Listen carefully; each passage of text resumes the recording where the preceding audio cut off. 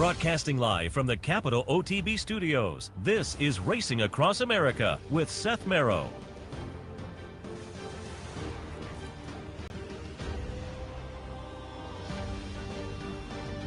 Good morning and welcome to Racing Across America.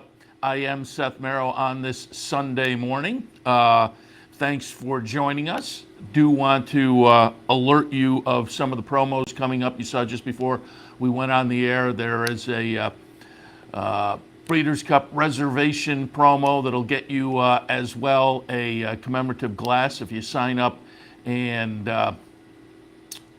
take advantage of reserving your seat for Breeders' Cup Saturday here at the Clubhouse Racebook. Come on down, make a reservation, or call up and make a reservation. And as I say, you will get a Breeders' Cup commemorative glass. Always a lot of fun down here at the Clubhouse Racebook.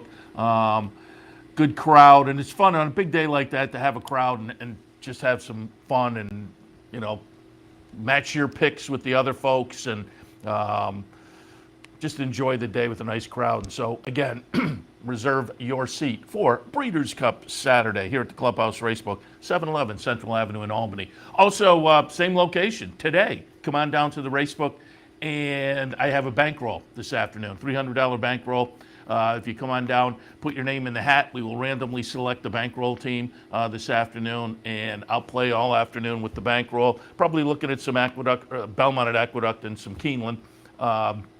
Hopefully knock it out of the park, make a lot of money, but at the end of the day, whatever we've made gets split up by the bankroll team. The bankrolls are always a lot of fun, so we'd love to have you come down and join us this afternoon. 711 Central Avenue in Albany. Speaking of bankrolls, two huge bankrolls for Breeders' Cup Day, Breeders' Cup Saturday. Mike Rennie, who I had on with me, Mike and Mary from the Smoke and Mare show. They were on with me up at Saratoga. Mike will have a $2,000 bankroll. I'll have a $2,000 bankroll on Breeders' Cup Saturday. We'll have separate teams. Mike's team will be from online.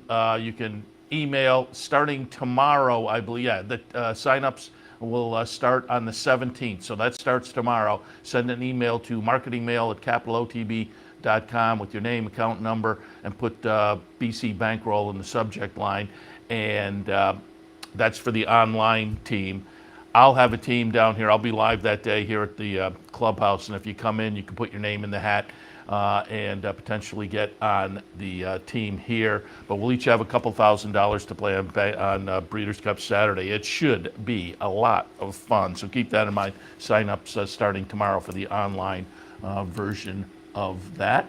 All right. As usual, on a Sunday morning, we'll do some stakes recaps. I'll also do a little handicapping a little bit later on. Weekday stakes action is always a lot of fun. And coming up tomorrow, there is a nice stake at Finger Lakes, the New York Breeders' Futurity, 2-year-olds racing for over $150,000. Nice field of 8 in there. So I reached out to Tony Calo from the Finger Lakes, and towards the end of the program, the last segment, we'll have Tony on to just kind of preview tomorrow's New York Breeders' Futurity. Just want to alert you to that because, as I say, weekday stakes action is a lot of fun, and when Finger Lakes tosses out big money like this, worth kind of touting and making folks aware of. So we'll take a closer look at tomorrow at the Finger Lakes later on with Tony. But for now, let's kind of go backwards a little bit and take a look. There was buzz on Twitter really all day long because yesterday was just a crazy day. We showed all of it that I'm going to talk about here on the network because we started the day British Champions Day. We had those races plugged in the morning. We were in here for the handicapper support, Anthony Mormino and I did Racing Across America.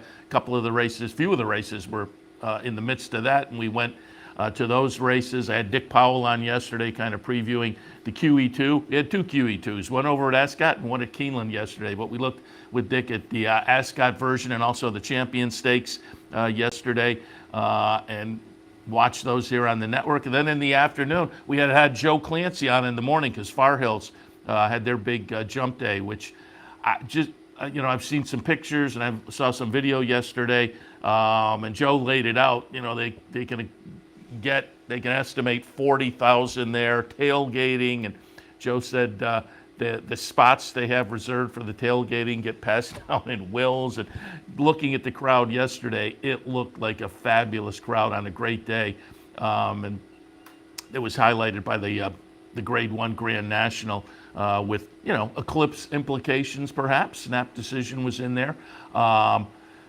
So we had that. And then also here on the network yesterday afternoon, we had Yonkers with the International Trot, $1 million mile and a quarter trot race that was won by a Scandinavian horse. And I said yesterday, we had fun. We were down at the Yonkers. And I'm thinking 5 or 6 years ago, but as we all know, when we estimate time, it may have been longer than that, but it seems like 5 or 6 is probably about right for an afternoon down at Yonkers. Mick Richards and I went down, and we were tossing some cut-ins in during the afternoon live from Yonkers on an international day. And it's a fun day down there, and they had a nice day yesterday, not only with the international, some other stakes races as well. So jumps, the sulky side of things, and nice stakes races internationally and here as well with some Belmont and some Keeneland. So we'll look at some of that action from yesterday in review. And as I say, things were abuzz on Twitter with all of this action, but particularly the early in the morning, the Champion Stakes at Ascot on British Champions Day.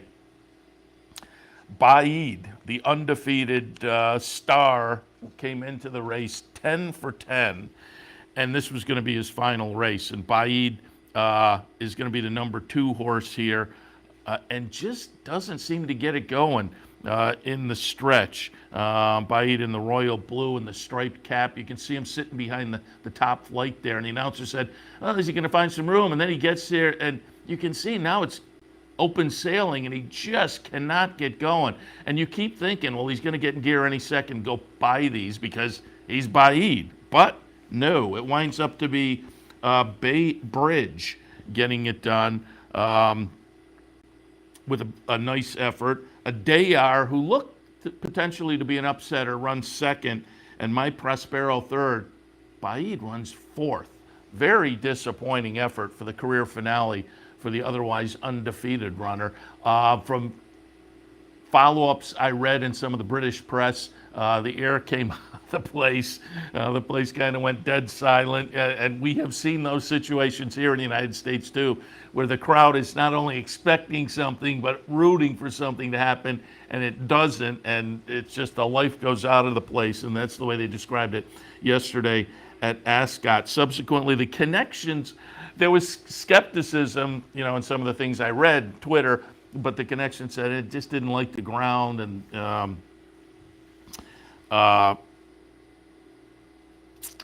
the jock said, never really could kind of get hold of the ground and get going. And as I say, there's some skepticism, the ground is an excuse, but you could see him there when he got out. There was just no acceleration. But as I say, it's Baid, and you kind of expected, well, in another 2 strides, he's going to get in gear and get going, and it just didn't happen. But Bay Bridge did get it done yesterday in an upset performance over at Royal Ascot. Again, kind of kicked the day off. And there was a big upset also in the Everest in Australia the night before, and then somebody referred to Bulldog Hanover last week getting beaten on the sulky side, and somebody said, Bulldog Hanover, and I can't think now of the Australian horse's name, but there was an upset there, and then Baid upset and said, does this bode badly for Flightline? And I'm not sure we can put those stars in line like that. And Flightline yesterday, I have a little article here, and I'll hit on it later. Nice workout for Flightline yesterday, heading to the Breeders' Cup. I guess they're pretty happy with the way he's coming into it. Again, given the workout yesterday, and I'll touch on that in a little bit. All right, as I said, also yesterday, we showed it here on the network, one of the highlights of the jump season, the races down at Far Hills. And I said, I've got to get down there. And I noted, and I will reiterate, maybe mark it on your calendar for next year. I'm usually in here doing this, but if you have, Saturdays off, I looked it up yesterday as I was sitting in here. 2.5 hours, pop down Far Hills, New Jersey, and it just sounds like a really fun afternoon down there, particularly if you get something similar. You could tell on the picture. Joe Clancy, when we had him in the morning, said, gorgeous day here. And just watching via the simulcast, it looked like an absolutely gorgeous day. And so you get one of those days, and you wind up with a nice fall afternoon like that, and some nice horse racing and a big crowd and a lot of fun. It seems like the 2.5 hours is well worth the trip. So again, mark it on your calendar maybe for next year down at Far Hills. But yesterday, again, they had a nice card all around with some flat racing as well, but the Grand National was the highlight. $250,000 up for grabs, 2 5/8 miles. And all eyes were on Snap Decision, the very talented runner who had won the Iroquois earlier in the year and had won the Jonathan Shepherd right up here in our backyard, was upset in the Lonesome Glory in his most recent start, upset by Noah and the Ark.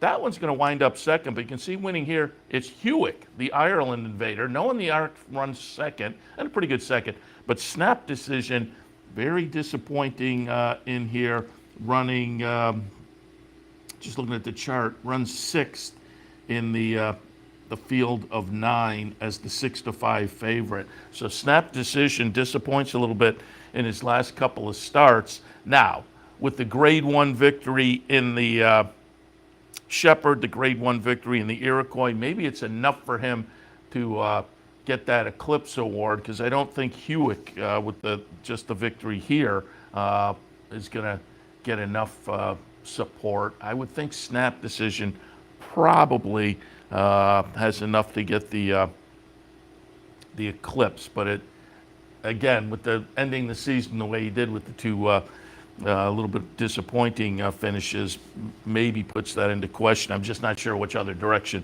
folks would go. But getting back to Hewick, we talked a little bit about this horse with Joe Clancy yesterday, and Joe said if you went down the PPs, there was a race back in March, and Joe said, do note that maybe he broke the database as they printed up the PPs, because on the PPs, it's showing his Hewick, the winner's March race was 2.25 miles, and Joe said, no, that was 4.25 miles. And subsequently, as he was talking, I looked and laughed with Joe and said, you kind of get that feeling. You realize the distance is wrong, because the time of the race, 9 minutes. Not often look down at the PPs and see a 9-minute race. I said you could have gone out to the concession stand, stood in line, got your burger, and made it back to your seat before the race came under the finish line. But Hewick, obviously long-winded. He was most recently over in Ireland in a 3-mile race, so cuts back fairly significantly, cuts back 3 furlongs from the 3 miles to the 2 5/8 yesterday, and looked pretty good, won pretty easily. The chart margin was 11.5 back to Noah and the Ark. And again, Noah and the Ark, who upset the Lonesome Glory in his previous start in just a wild situation. If you weren't paying attention there, the Lonesome Glory Snap Decision went off as the 30 cent to the dollar favorite, and that was the jumpers moving down from Saratoga down to Belmont at Aqueduct. The Lonesome Glory, another Grade 1 event. So Snap Decision goes off as the big favorite, but Snap Decision in that race, the last race, the Lonesome Glory, at Belmont at the Big A, carried 168. Noah and the Ark had come off a layoff from May of 2021 to that race back in September this year. So a year and a half on the sidelines. But whereas Snap Decision was carrying 168, Noah and the Ark was in with 140. It was a 28-pound break for Noah and the Ark, and off the big layoff, gets it done in a Grade 1. Kind of an incredible performance in the Lonesome Glory, and validated that a little bit yesterday, running second. Now, while beaten second, but he was 11.5 behind the winner. But Noah and the Ark was 4.5 in front of the third place finisher. So nice performance by him. But as I say, very disappointing on the flip side of that with Snap Decision, unfortunately, tossing in a little bit of a clunker yesterday. All right, let's take a look at some of the other action from yesterday, and let's kick it off by taking a look back at Belmont. I obviously was in yesterday doing OTB Live, so I looked at this race. Pizza Bianca eventually went off, as the favorite. Andy Serling commented on the pregame show and whatnot that, bad favorite given what we've seen. Pizza Bianca didn't seem to have progressed from 2 to 3. Had won a race earlier this year, stakes race at Pimlico, but had to go down to Pimlico to do that. I mean, this is the horse that won the Grade 1 Breeders' Cup Juvenile Filly Turf last year. So, the ungraded stake at Pimlico, and then what goes over to a Royal Ascot and winds up 8th there, off since that race. So I was kind of agreeing that this was not going to be my top pick. I went with Vergara, had Eminent Victor in the 2nd spot, and then Pizza Bianca, and then Skims in the 4th spot for Shug, coming out of a close-up 2nd in a Kentucky Downs stake. But it does wind up to be Skims. At a decent little price, you got $11.20 on the Shug horse. John Velasquez on board. My top pick, Vergara, is right there and trying, just can't get the momentum to really make a challenge late. So it's Skims, Vergara, and then number 3, Eminent Victor. Again, it was 3 of the horses I had in my mix. Pizza Bianca winds up 4th. So they're the 4 horses, actually, I had in my mix, just in a flip-flopped kind of an order, with Skims getting it done in there. Vergara, as I say, put in a nice run, just couldn't get the momentum going to get past Skims late. And Pizza Bianca, Pizza Bianca is still very talented. I'm going to be interested to see where they go from here. Because, again, hadn't raced since that trip over to Royal Ascot. So pretty much sat the entire summer on the sidelines. Fairly long layoff, 4th place finish, by 2 1/4, just about 3 lengths. So not embarrassed by the performance yesterday. And again, it was off a layoff, so maybe gets a little fitness. As I say, I'll be interested to see what the game plan is moving forward for Pizza Bianca and see if she can kind of rebound off of that one yesterday and get into the winner's circle again. It's hard to judge her season so far because she did win a stake, but had to go down to Pimlico and go ungraded. And then they just got ambitious and tried the Royal Ascot and went to the sidelines after that. So, again, going to be interested to see what the game plan is going forward with her. Over at Keeneland, again, the 2nd of 2 QE2s on the day, 1 over at Ascot and 1 at Keeneland.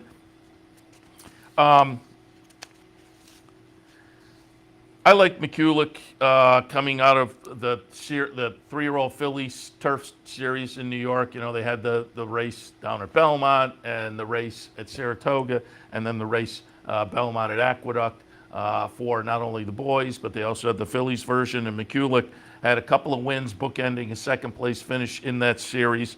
So I thought she'd kind of established herself as a superior member of this,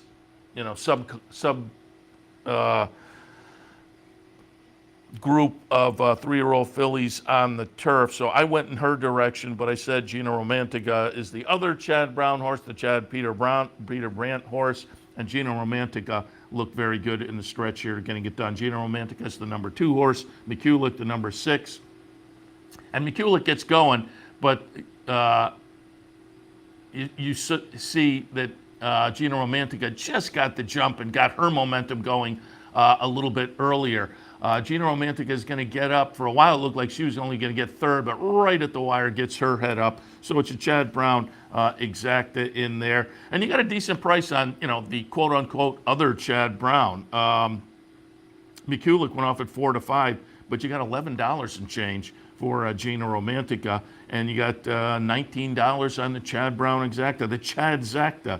in there. Flavian Prat was on board, the winner. Irod Ortiz on board, McCulloch. And Bellabel ran third in there. But as I say, Gina Romantica just kind of got the jump. Fairly lightly raced, 3-year-old filly for Chad Brown and Peter Brandt. They had purchased the horse at Keeneland in September of 2020 for over $1 million. So she puts a grade 1 on the resume in career start number 7 for Chad Brown. And I think I read his 4th QE2, Chad Brown. Let's jump in, and there were also a couple of stakes on Friday I thought we would take a look at as well. One at Belmont at the Big A and one at Keeneland also. And Belmont at the Big A, it was an off-the-turfer, so, lost some of his excitement, but did want to show this because it's the Glen Cove, and again, they moved to the main track, and it is going to be Half Is Enough. And again, wanted to show this. It's Mike Trombetta trainee, but Trevor McCarthy on board, and so fun to see him get a victory. He came to New York, and I won't say struggling is putting it too strongly, but it's just tough to kind of break in and make the connections and get the victories, much less stakes victories. And he kind of said as much in the winner's circle. There was a nice interview with him afterwards.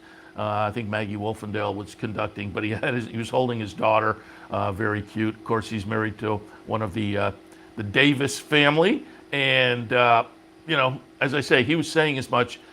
But I wanted to show this because, again, Trevor McCarthy getting a little stakes victory in New York. It was in the off-the-turfer, but Half Is Enough was a horse who had a lot of dirt form, so it wasn't a surprise. I had the horse in the mix on the surface switch move. But again, I wanted to show this because it is Trevor McCarthy, and he's going to be interesting to watch going forward in New York because I think he fits, certainly. And as I say, it just kind of takes a while to work your way in sometimes and find the connections that start to make sense and start to become productive. But it was a nice little stakes victory for Trevor on Friday down at Belmont at the Big A in the off-the-turfer. And finally, we'll take a look at one that was on the turf. We go to Keeneland on Friday. It's the Sycamore Grade 3 event, 1.5 miles on the grass. I liked Mirror Mission in here. Mirror Mission's going to be the number 7 horse. A little bit disappointing running 6th, but right underneath I had Highland Chief. Highland Chief, as I say, I had this one right underneath in the 2nd spot. Went off at a decent price. You got $15 and change. John Velasquez again, and Highland Chief, as you can see, it looked for a moment like the crowd was going to, overwhelm that one, but Highland Chief said no and kind of kept the margin steady through that last 16th or maybe even 1/8 of a mile. And again, you got $15 and change there. Temple 2nd, Highest Honors 3rd, but Highland Chief, it's Graham Motion. It's John Velasquez, last seen running 4th in the Bowling Green up at Saratoga. 3 starts back prior to this had won the Man of War at Belmont. So it's a horse that had some talent, started the career over in Europe. Highland Chief getting it done in the Sycamore. And the follow-up articles I read said they are considering moving on to the Breeders' Cup turf out of this. We'll see what the decision is, but looked pretty good on Friday, getting it done down at Keeneland in the Grade 3 event. All right. That takes you through a little bit of the action from the past couple of days, internationally, over the jumps, and more. We'll take a break. When we come back, I'll do a little handicapping for this afternoon, give some ideas, hopefully some good ideas. But a little bit later on, again, we have a nice little midweek or a weekday stakes race tomorrow at Finger Lakes. So we'll reach out to Tony Calo and get some thoughts on that in a little bit. First, though, some handicapping. So we'll take a break. We'll come back, give out some ideas for Sunday afternoon right after this. Stay tuned. Capital OTB is now streaming live on Roku. The RTN Racing channel on Roku lets you watch OTB TV live through your Roku device or your Amazon Fire Stick, rather than being limited to computers and mobile devices, which means you can now watch OTB live wherever you are. Simply open Roku, scroll to find the RTN channel, then click on OTB TV. OTB TV on Roku. Try it now.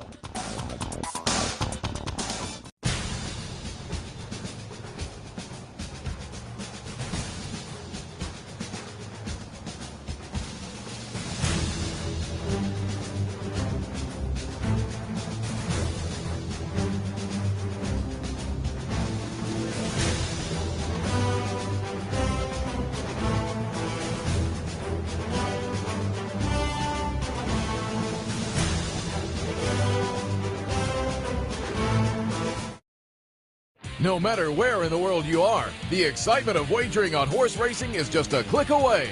You'll get live streaming, past performances, race replays, our virtual tote board, analysis and selections from professional handicappers, a simple, safe, and secure wagering platform, and best of all, you get track prices. CapitalOTBBet.com. Bet any place, anytime at CapitalOTBBet.com. And be sure to download our new mobile app from the iTunes Store or Google Play. Welcome back to Racing Across America on this Sunday morning. I'm Seth Merrow. Thanks for joining us. Going to take a look at the late pick 5 at Keeneland. Not putting a ticket together necessarily because, again, I was thinking we wouldn't have scratches, but during the break, just before we came back from the break, scratches are up. But again, I'm just seeing the scratches, so I'm not formulating a ticket, but I'll go through the sequence and kind of toss out the scratches to take a look at as well in that late pick 5 at Keeneland this afternoon. And it starts with the 5th race today. Allowance non-winners of 1 other than types going 5.5, and I'm just trying to pull up the track conditions, and it looks like they haven't changed the track conditions from yesterday, which were fast and firm. I would expect the same, but keep your eyes on that. I mean, the scratches aren't indicating any kind of weather. You know, normally if there's weather or whatnot, you may see much more. These are just kind of the logicals, the AEs and whatnot. Although I did lose one of mine in this 5th race. 5th, allowance non-winners and 1 other than 5.5 on the grass. 2, 6, and 8. I had the 4 in my mix in this 5th race at Keeneland. Scratched the 4, the 14, 15, and 16. So again, I originally had the 4 a little down in my mix. I'm now 12, 6, and 8. 5th race at Keeneland. I'll take a little shot with 6-1 morning line Will to Run. Corrales on board. And again, if you're not familiar with him, good rider down there in that Kentucky region. He was the leading rider at Ellis. Not, limited rides at Keeneland so far, but doing pretty well with what he has. And he was on board this one at Ellis for the career debut win. Leaves from the outside post position, so has a little bit of an attack advantage, perhaps leaving from there and off the debut victory by Twirling Candy, so lived up to the win early breeding. I wouldn't be shocked to see this horse string a couple together, and I think we may get some value. Coffee Maker in the 2nd spot. Hasn't been seen since last year for Wesley Ward, and this is a Wesley Ward turf sprinter, so right there, enough said kind of, and they have had some ambitions for this one. Debuted on the dirt in April of last year at Keeneland and won pretty easily. From that, they went over to Royal Ascot and tried a Group 2, ran 8th in a field of 17. Then they came back and tried a 2-year-old stake at Kentucky Downs, ran 3rd, tried a stake here at Keeneland on the turf and ran 2nd, and then the Breeders' Cup Juvenile Turf Sprint and ran 3rd in there. So the horse has shown some talent. I would expect this horse to take a lot of action, Wesley Ward, and again, having shown this talent, now moving back to the more proper non-winners of 1.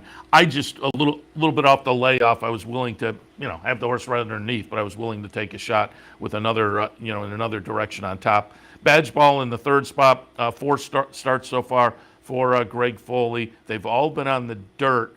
I thought the horse might be a little bit intriguing. 20 to 1 on the morning line. In some fashion, I'll play around with this horse in the afternoon because, as I say, they're experimenting a little bit here on the turf, and I wouldn't be shocked if this horse showed something. You know, the maiden breaker on the dirt back in June was the seasonal debut off a layoff. Then they bounced into this company last time.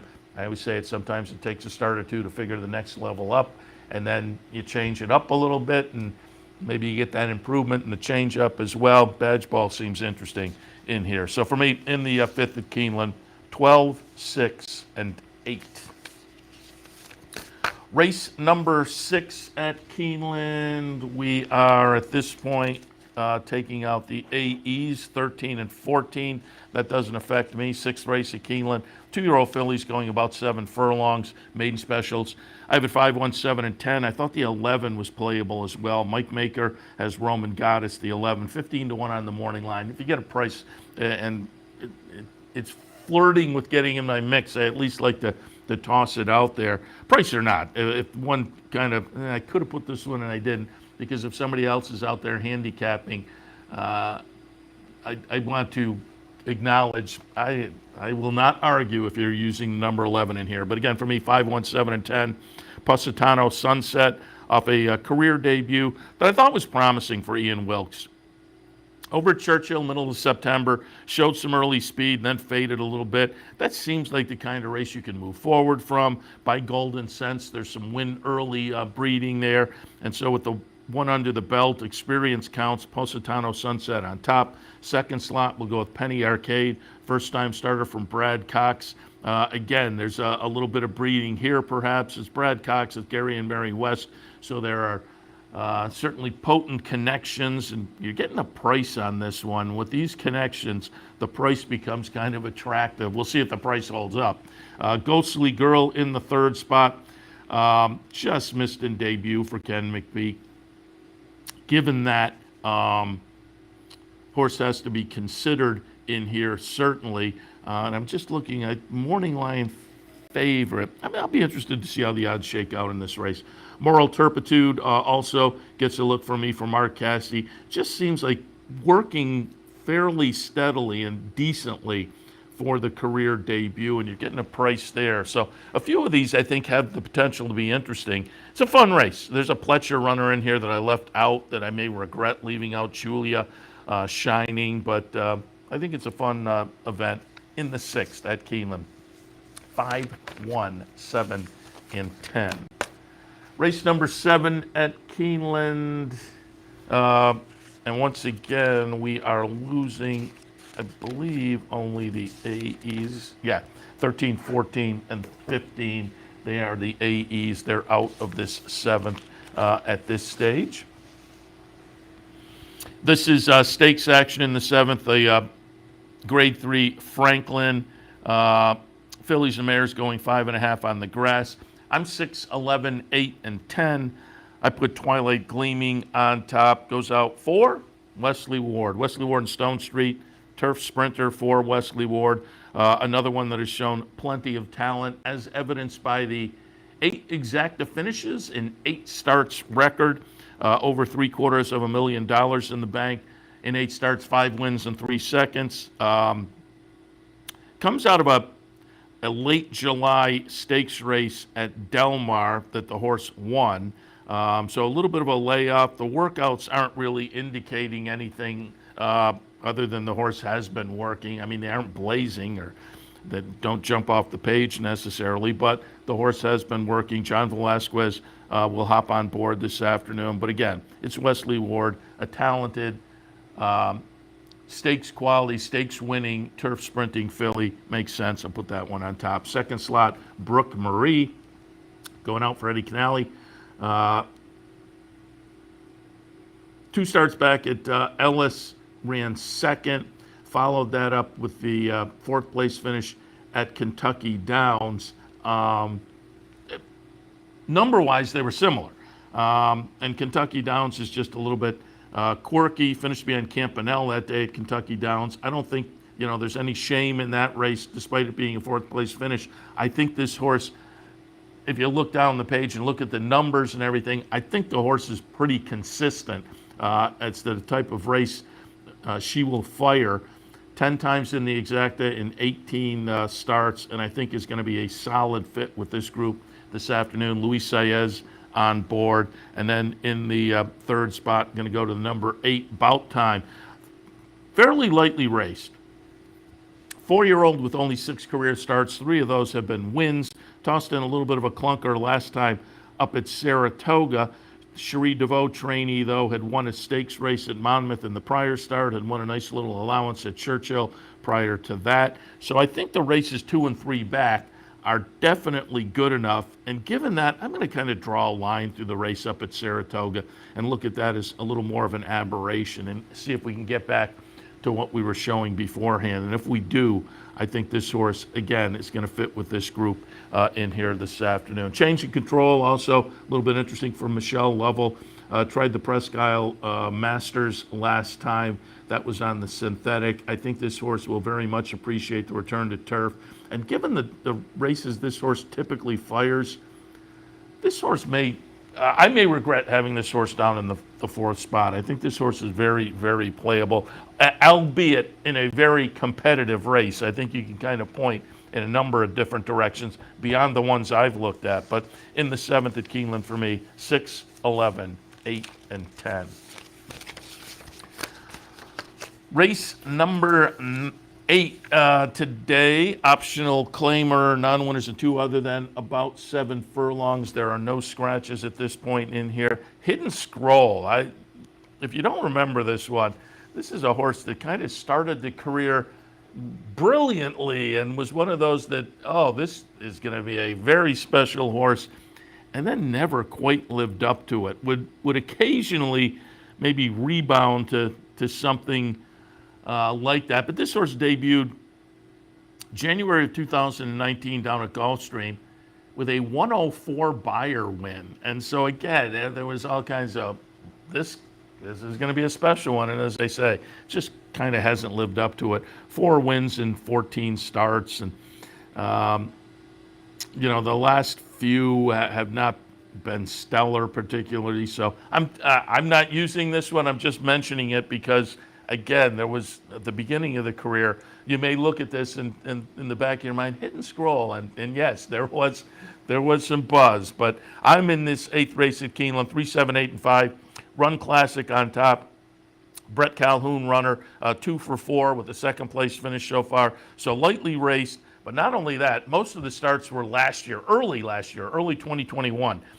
Came back towards the end of September. The comeback effort was perhaps the best of the career, so certainly didn't suffer from sitting on the sidelines, and in fact, perhaps improved a little bit. We'll find out. But Run Classic, that 6-1 morning line holds up. This horse is interesting. Uberkirk, nice win last time at Churchill. Tends to prefer the follow-up positions, though. The career so far, 30 starts, 4 wins, but 6 seconds and 7 thirds. So again, kind of likes the bridal party a little more than being the bride, but does have the win last time, so is in very good form right now and has the potential to string a couple together. AC Expressway also in the mix for me. Tossed in a clunker last time going in some stakes competition. But the races late spring, early summer, just before that, were very good. I'm hoping we get back to those. And I think that's very possible. Maybe just overmatched last time. The last race just has the look of an aberration. 4th spot, we'll use Briefcase Bully, Cherie DeVoe trainee. I think has the potential to show a little life in the stretch and maybe get up there and make a little bit of noise. But for me, in the 8th at Keeneland, 3, 7, 8, and 5. Finale at Keeneland today, and I had a couple on the AE list and we lost those. So the AEs are gone, 13, 14, 15, and 16. I like the 13 and the 15 if they got in, but now I'm 2, 4, and 9 in the 9th at Keeneland. Botanical on top, Brad Cox trainee. 15-1 on the morning line. and didn't really take action in the debut. It was 13-1 there, but did have a little bit of trouble. With that experience under the belt, I think this horse could be interesting at a price. From, Potent Connections, Brad Cox, L&J Foxwoods and Company. So we'll put Botanical on top. Juniper Marshmallow in the second spot. Pletcher debut runner at 10-1 with Luis Saez on board. A little bit of breeding here that is interesting. And then Words of Praise, second-time starter from Mike Maker. His horses tend to do well in the second start. The debut was one of those rich maiden specials over at Kentucky Downs and ran an okay third. So I wouldn't be surprised to see this horse benefit from that one and move forward. In the ninth and final at Keeneland, 2, 4, and 7. All right, that gives you some ideas of Keeneland for Sunday afternoon, a late pick 5. And again, if you're interested, scratches are up, so keep that in mind. We will take a break, however, as promised earlier. The nice New York Breeders' Stake, New York Breeders' Futurity Stakes race tomorrow at Finger Lakes. So we'll reach out to Tony Calo, get some of his thoughts on the stakes action and more at Finger Lakes for tomorrow's Monday afternoon. All of that right after this. Stay tuned. Doesn't get any better than this, Tom. They're all in line, ready for the start. And they're off. American Pharaoh comes into his final furlong. Breeders' Cup winner, the horse of a lifetime. This is unbelievable. He's one of the most sensational ever.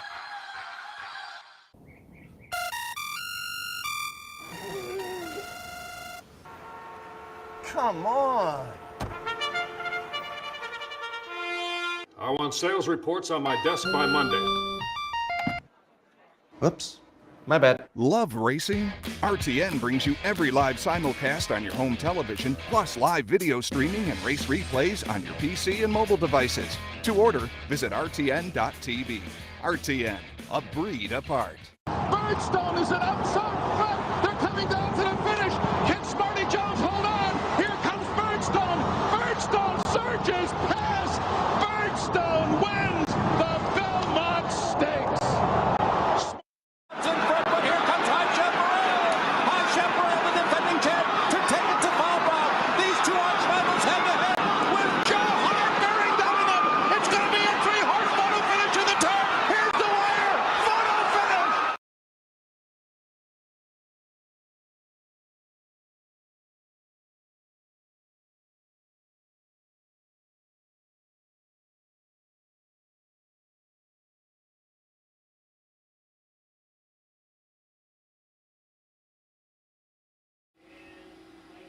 Welcome back to Racing Across America on this Sunday morning. As promised before the break, we're going to have a little conversation. Always fun when there's a weekday stakes race, and $150,000 plus up for grabs tomorrow, Monday, at the Finger Lakes in the New York Breeders' Futurity. So who better to reach out to than our friend Tony Calo, the man in the booth up at the Finger Lakes. Tony, good morning. Good morning, Seth. Thanks for having me on. Yeah, happy to have you on, particularly to talk about, this is a nice little race, a field of 8 scheduled in here. And while we talked, I pulled up replays from a couple of races. Going to take a look at the funny side up at Saratoga, and we're going to see Andiamo a Firenze, the sibling to Firenze Fire, get it done. Subsequently, that one tried the Champagne against Open Company and ran 4th, but in this race against the New York breds looked pretty good up at Saratoga.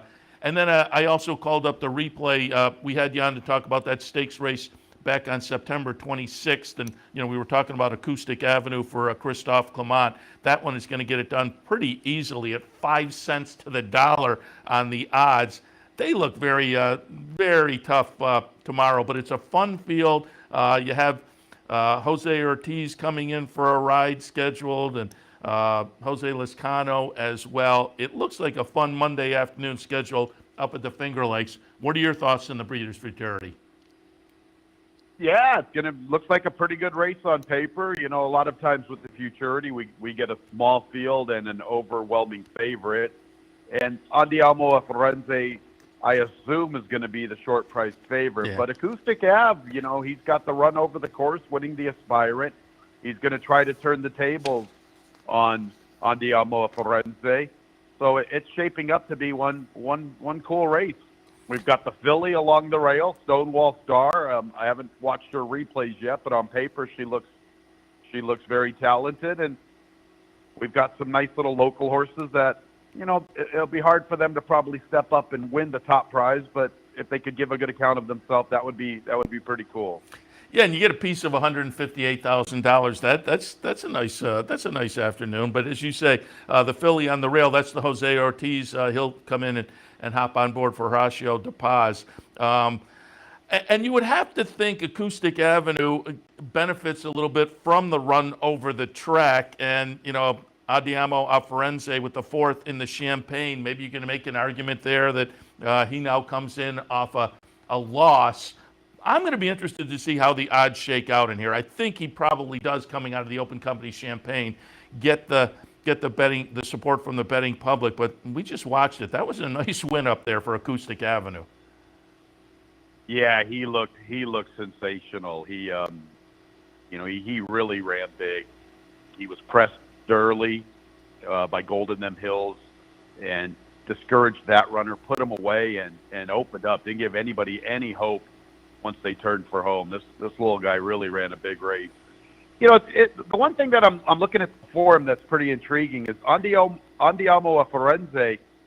He hasn't won on a fast racetrack. Now, I know it was a Grade 3 Open Sanford at Saratoga, but he's going to have to show that. And sometimes you get these horses that like to splash and win comfortably on a sealed racetrack.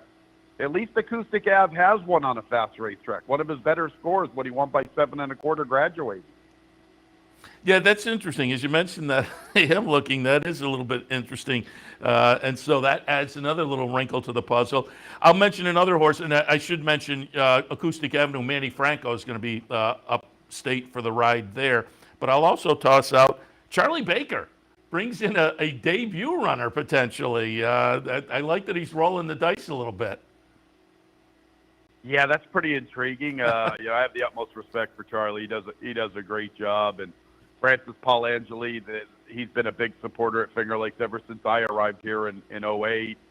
This looks like a pretty salty spot for him, though, to debut. I wonder if he will make it to the races. Yeah. I'm wondering if he might scratch when they look at it and go, "Ooh, wow, this race came up a little saltier than I thought."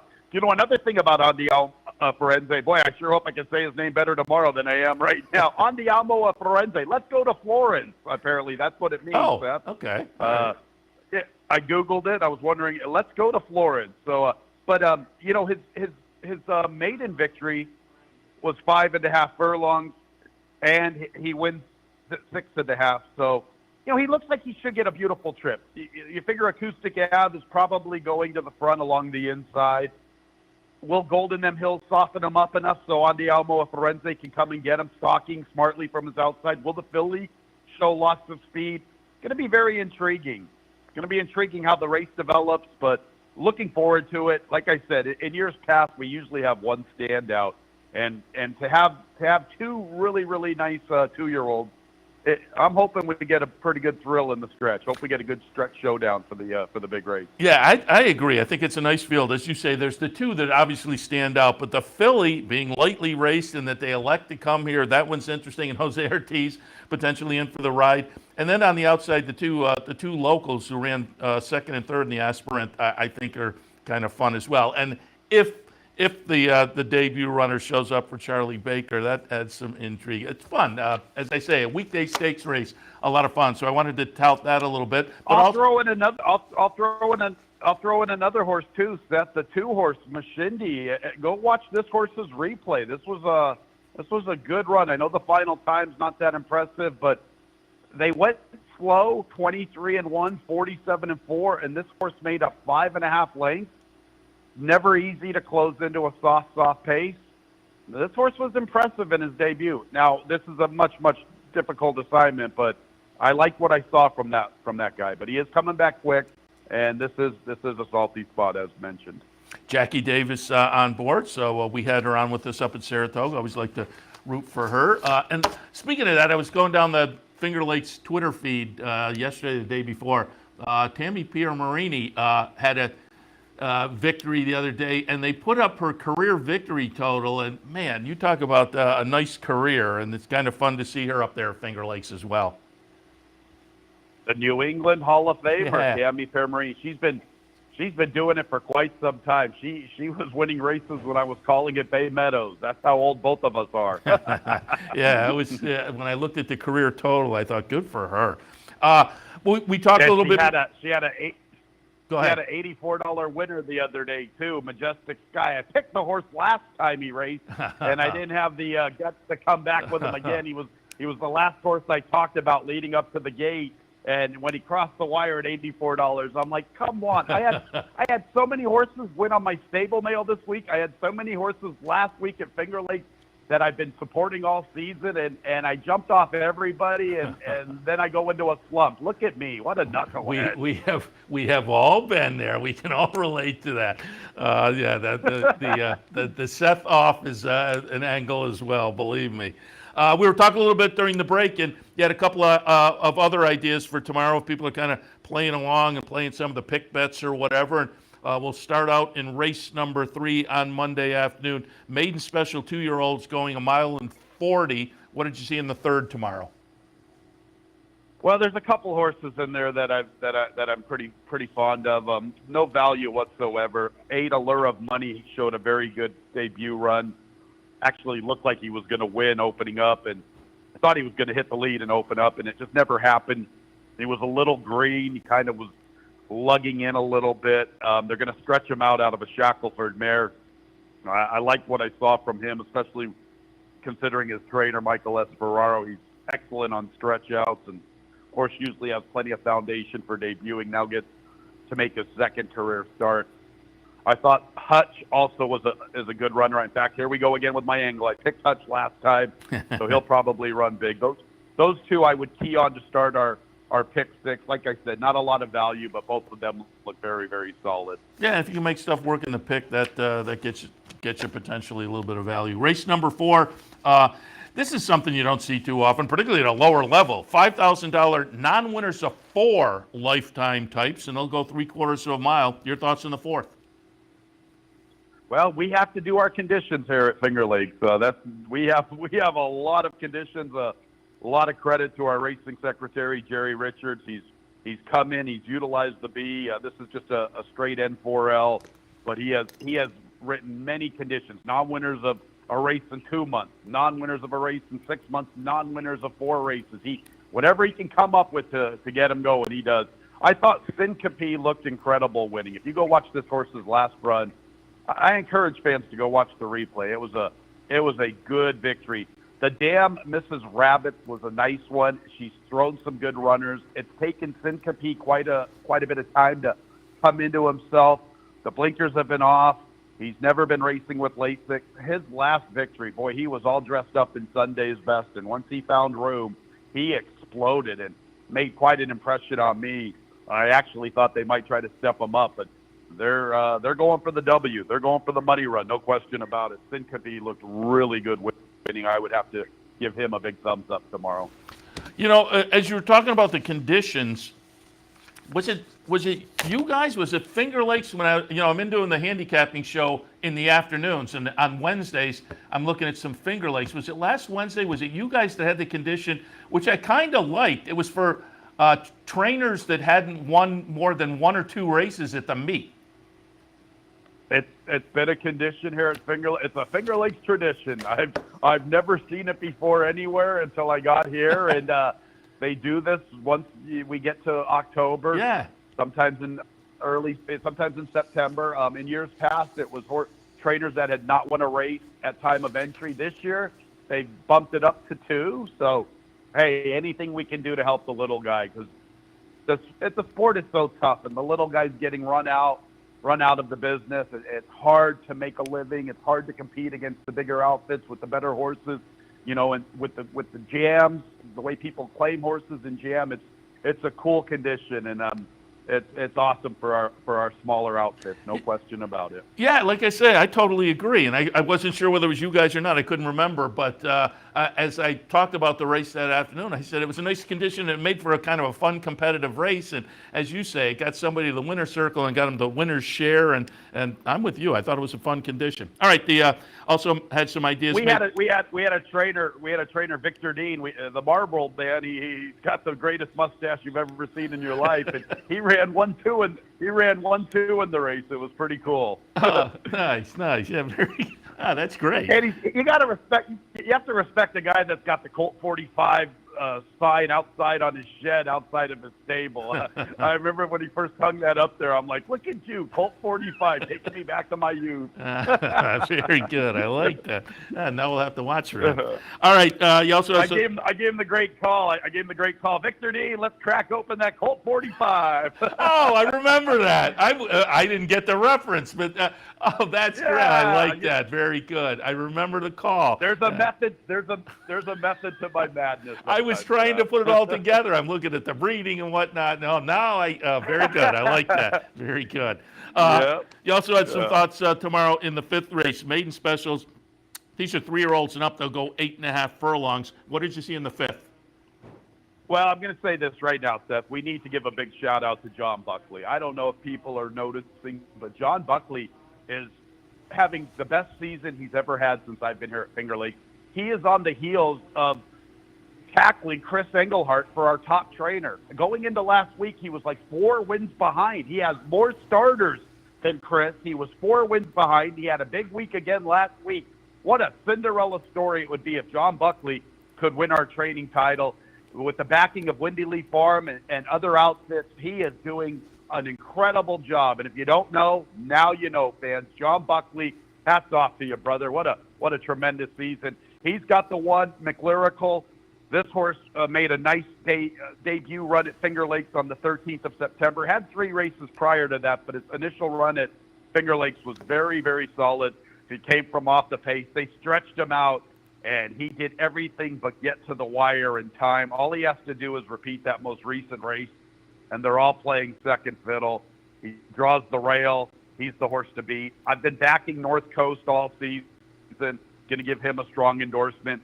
I would key the 1 and the 9 and looking at the 3 and 7 underneath. And after that, your guess is as good as mine. But I felt that we needed to give John Buckley a big shout out. What a great job he's doing. I like that. I appreciate that. And I just pulled up as you were talking the current stats. And yeah, Chris Engelhardt with 41 and Buckley with 36 and still racing days left. So I'm going to have to pay attention to that a little bit, the trainers battle there, because those are always kind of fun as they come down over the last few weeks and few days and whatnot as they get close and easy to root for. We don't really ever have, the trading titles. Usually it's either, it's Engelhardt. It's been either Chris or Jeremiah. And so, Dan Conway, the late, great Dan Conway, gave Chris everything he could handle a few years ago, and it seems like John's the one this year trying. But as far as the jockeys, Andre Worry and Luis Torres, going to come down to the finish. Luis is getting a little bit closer and closer. I think he's 12 or 13 behind.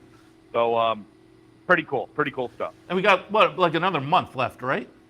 A little more than a month. Yeah, we go until the day before Thanksgiving. So Nice. there's still some time. All right, very good. Tony, as always, a lot of fun to have the conversation. And again, I wanted to tout. Always fun when there's a nice big weekday stake, and particularly that nice little field tomorrow in that New York Breeders' Futurity. So I wanted to tout that. Appreciate the conversation, and of course, we will talk again. Seth, as always, and we appreciate everything you do for us here at Finger Lakes. You give us a lot of love, and thank you very much. Love the flakes, Tony, Calo.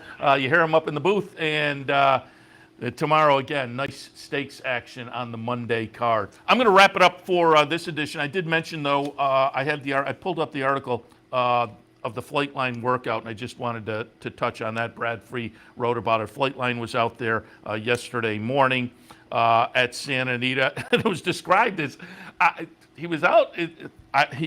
They may have just it was business as usual in virtual darkness. And a little further down in the article, they talk about here it is. The exercise rider wore a light on his helmet that allowed Sadler, the owner, and other trackside observers to follow his progress. So he was out there in the dark working, but they were very happy with the workout yesterday from Flightline. There was a little mist in the air, I guess, a little bit of precipitation, but they were perfectly happy with it. Trainer John Sadler said it's been a delightful routine. It's been a nice boring week, which is just what we want. He said, look at that rhythm as they looked at the workout. This is nice. So they were very happy with the Flightline workout yesterday as the Breeders' Cup approaches. The Breeders' Cup Classic this year is going to be a lot of fun. Flightline and the two up-and-coming 3-year-olds, Epicenter and Taba, and Life is Good.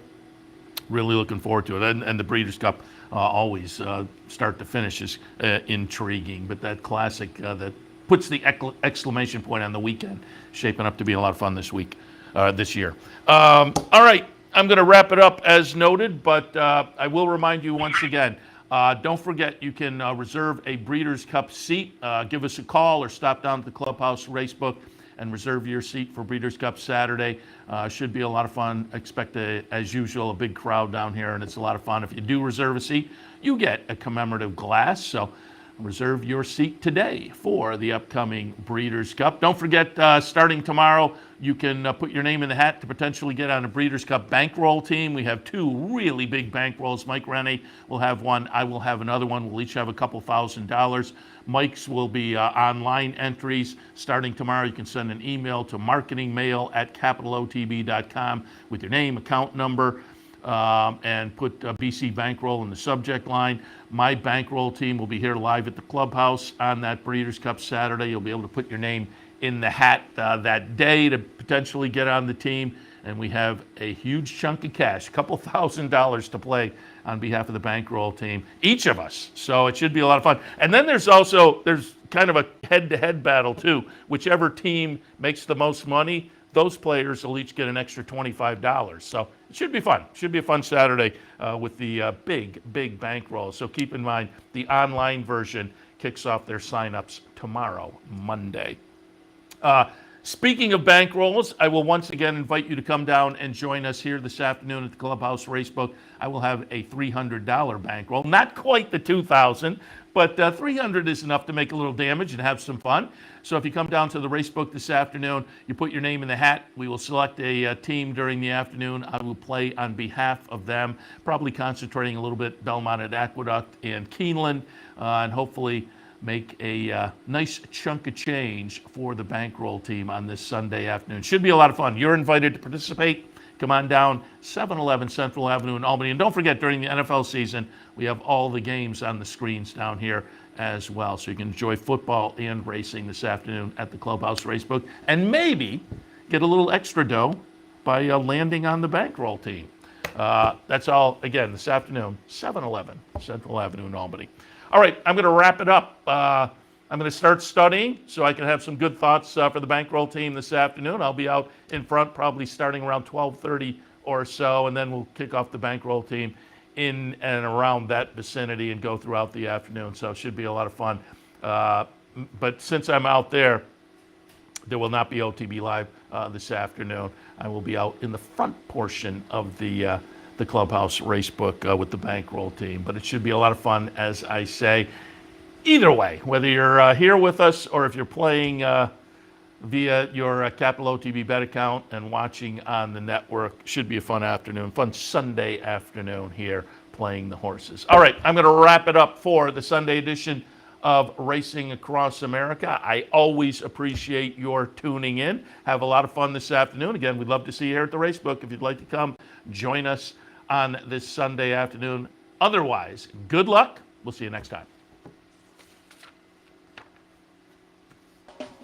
You're watching OTB TV, a service of Capital Off-Track Betting.